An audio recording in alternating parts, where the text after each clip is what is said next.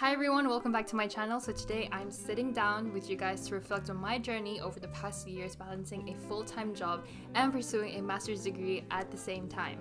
Spoiler alert, and I'm not going to sugarcoat it, it is difficult. It is incredibly difficult and challenging to the T, but it is possible.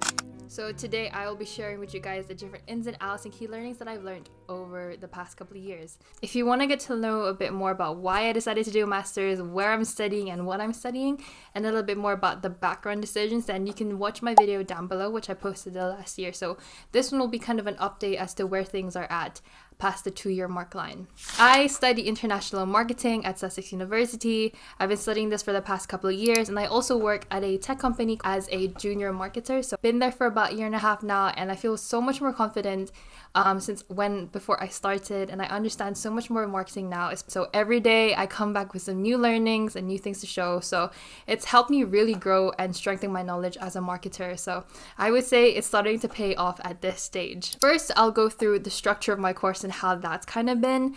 My course is actually structured into 3 carousels, and that's for the entirety of the course. Each carousel consists of 4 modules, and each carousel, I feel like the difficulty also ramps up. But the silver lining is that many topics kind of overlap, so you're able to learn more about how to use each framework a bit better, different keywords, topics, contents, and examples. That's what I thought it would be easier. I had so much difficulty wrapping my head around different marketing concepts because I didn't do that for my bachelor's. I did media practice. So I learned more about the business side of marketing through this degree, which was actually my key goal. And I think at this point, I've learned a lot about it in a wider sense to balance out my more, B2C experience and knowledge. However, I felt that as I progressed with each carousel, the expectations and the assignments increasingly got more difficult. So, and I assume this may be because the professors expect more about our development, like they expect that we would be writing better, we should be able to use a wider bunch of frameworks and keywords and stuff. The more I tried other topics, the more difficult it was to write about them. And maybe it's because I had more workload, I had more responsibilities on the side, but it became really difficult. It became increasingly more difficult to study. So right now, I'm actually working on a double credit module, which is a consultancy project. It's kind of like your dissertation. So it's like the longer, bigger module that you would take at the end of your degree, at the end of this degree, and where you kind of take everything that you've learned over the past couple of years over across all of the modules and implement them into this one big project. And trust me, I kind of had loads of doubts as to whether I was ready for this, but I think this is a better time than later on to be doing it, because this is the perfect opportunity for me to actually ask those questions and actually explore the topics of marketing that I don't fully understand yet. So for me, that would be like statistics, and that would be research, and having to work more on like the business side of things, and also looking at the website and user experience. So I won't go into too much detail because I haven't finished the project yet, but yeah, it's actually been a great time for me to explore all of my weaker areas and learn about those weaker areas and strengthen them.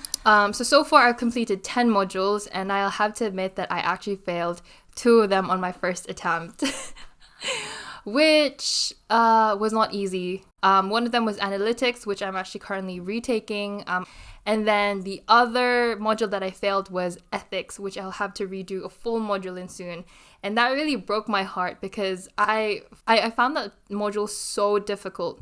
And I think on my side, I should have asked for more support. I just didn't really know how to and who to approach, which is one of the harder things about doing an online degree is because it's very silo. I don't think there's a lot of community building involved with it, and I think that would be one of the feedback that I would give back to the universities. But I think through a survey, like the surveys that they send out, I'll make a bigger feedback and comment about it.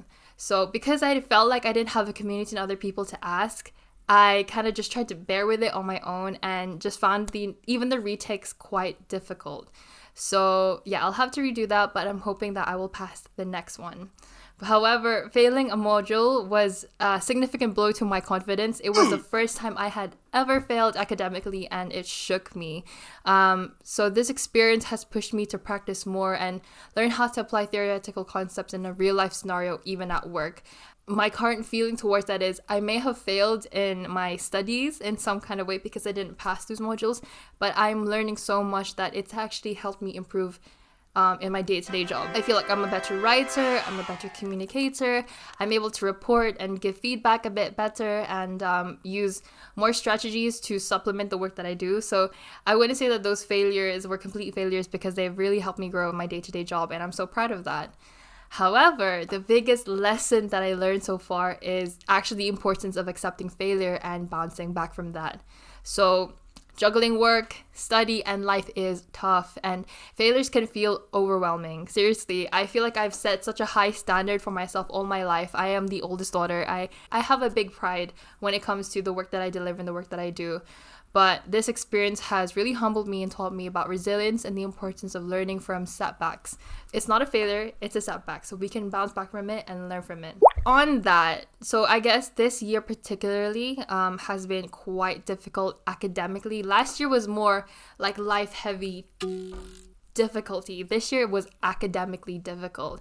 So although I started strong with good grades and enthusiasm, but balancing a part-time degree with work and personal life, so I've been moving and I've also had like other stuff going on, has been absolutely exhausting, and I felt so burnt out multiple times since starting my degree. But you know, we move. I've tried to keep up morale somehow, and try to figure out different processes to help me and keep me motivated. So that would be like buying new tech for my table, getting this mic, getting this camera, and improving my desk setup to be more ergonomic. Those actually have helped, but I think mentally that was the bigger challenge to approach. So my schedule has always been packed, and managing expectations has actually become a crucial skill, not just for this degree, but also for work, and then also other life responsibilities. So making sure that I'm taking care of myself physically and mentally. So there's actually been a lot of times where I felt like I've just been coasting and I felt like a burnt chicken nugget.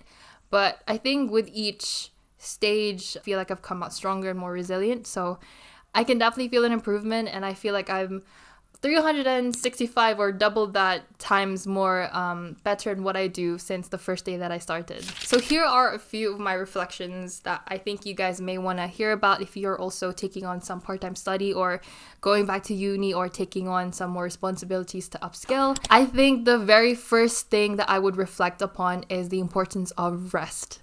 So I'm wearing makeup right now, but underneath all of this, I have dry skin, I'm breaking out, I've got eye bags. Honestly, it could be worse. I'm still very grateful that I still look decent and I can like put myself together. However, rest is crucial.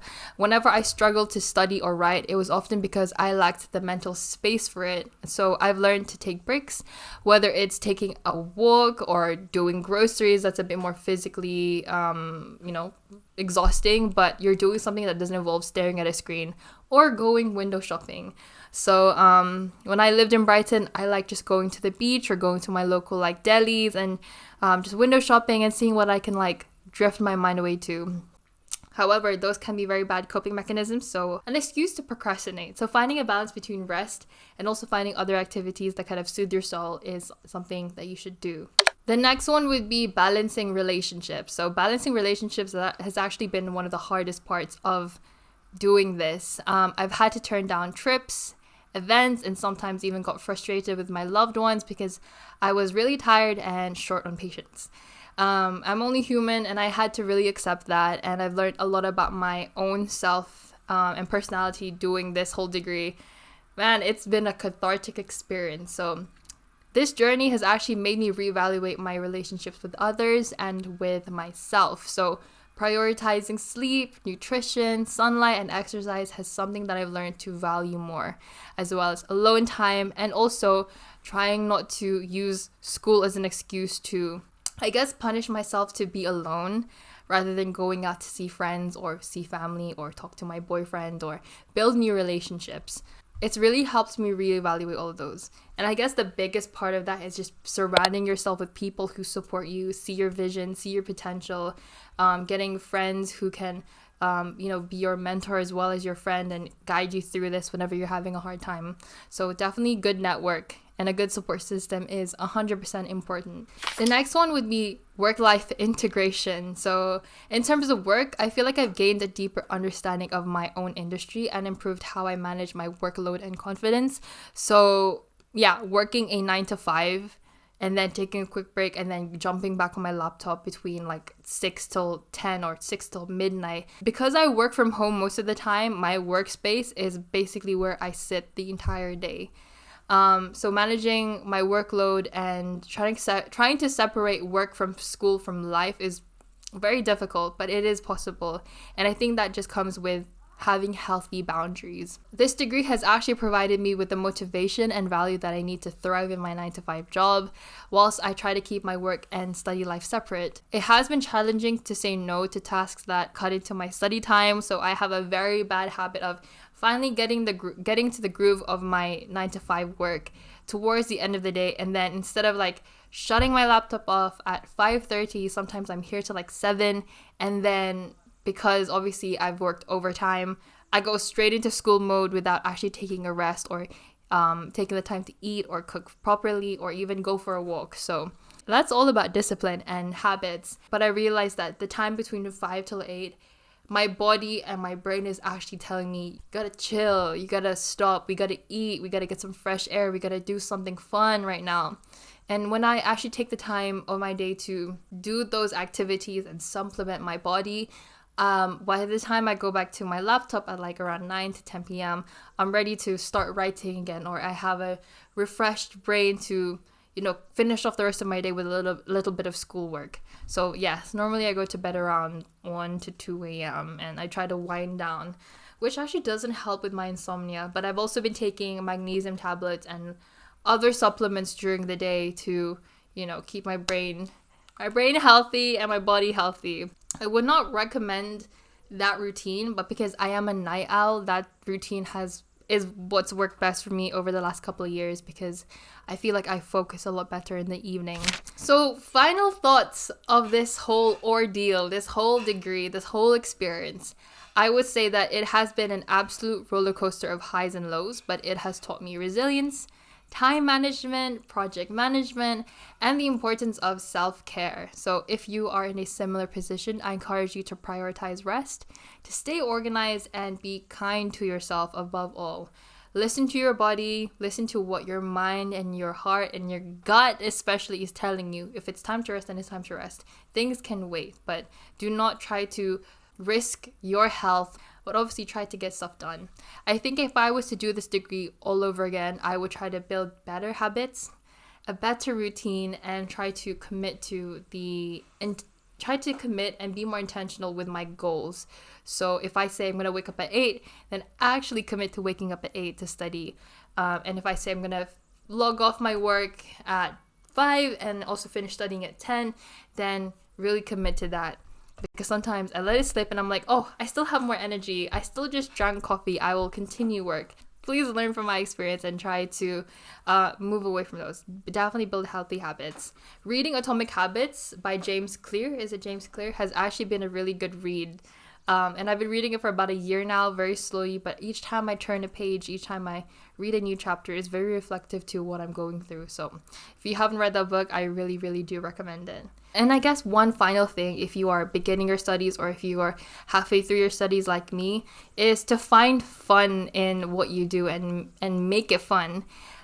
Studying can feel like such a chore, but if you add rewards and breaks and things to look forward to at different milestones and celebrate your wins and even if you fail, celebrate those, because those are still key learning points and they'll eventually become wins in another way soon. Don't be so hard on yourself, and be kind to yourself, speak kindly to yourself, and try not to get worked up about it, and also ask for help when you need it, because I haven't done that and I wish I did sooner. So yeah, definitely look at your university or your institution support systems. Do they have therapy? Do they have tutors? Do they have other clubs or ambassadors that might be able to help you understand your work a bit better or reach your goals? So do you use those resources? Anyway, I've babbled on it. I hope you found some value into this. If you have any questions at all, please do comment down below and I will try my best to answer them.